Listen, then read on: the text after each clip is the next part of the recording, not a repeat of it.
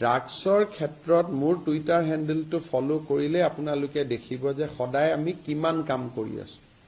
কিন্তু সমস্যাটো বহুত গভীৰ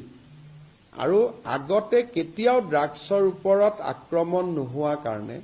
সিস্টেমটো বহুত দলৈকে খিপাই গৈছে 1 গ্ৰাম হিৰোইন যিকোনো মানুহৰ পকেটত যাব পাৰে আগতে কেইজনমান ডিলাৰ আছিল এতিয়া তেওঁলোকে অসংখ্য ডিলাৰ এপইন্ট কৰি দিছে যাতে সৰু সৰুকৈ ড্ৰাগছ বিলাক যাব পাৰে কিন্তু আমিও কাম কৰি আছো আৰু এই বছৰতো হাইয়েষ্ট ড্ৰাগছ আমি সিজ কৰিছো আৰু অলপ টাফ একশন লব লাগে কিন্তু আপোনালোকে জানে যে বেছি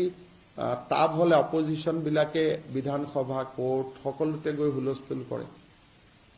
আমি যেটো স্পিডত যাব খোজো স্পিডটো ৰখাই দিয়ে প্ৰথম বছৰটো মই বহুত টাফ একশনে লৈ গৈ আছিলো কিন্তু বিৰোধী পক্ষ কোৰ্ট বহুত স্লো কৰাই দিয়ে তেওঁলোকে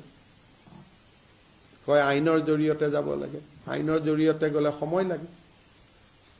গতিকে ড্ৰাগছৰ বিৰুদ্ধে জিৰো টলাৰেন্স নীতি হ'ব লাগে কিন্তু আপোনালোকে হেবিলাকো হেডলাইন কৰি দিয়ে অপজিশনে কলে এনেকুৱা কৰে যেন আমি বেয়া কামে কৰি আছো গতিকে মোৰ মতেদি সকলোৱে বুজিব লাগে যে ড্ৰাগছৰ বিৰুদ্ধে সংগ্ৰামখন নন পলিটিক্যাল আৰু পুলিশ টাফ হ'ব লাগে আৰু বিৰোধী চৰকাৰী পক্ষ সকলোৱে পুলিশক এই ক্ষেত্ৰত সহায় কৰিব লাগে নগাঁৱতো 2022ত আমি বহুত টাফ একশন লৈছিলো পিছত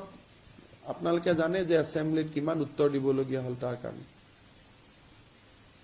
গতিকে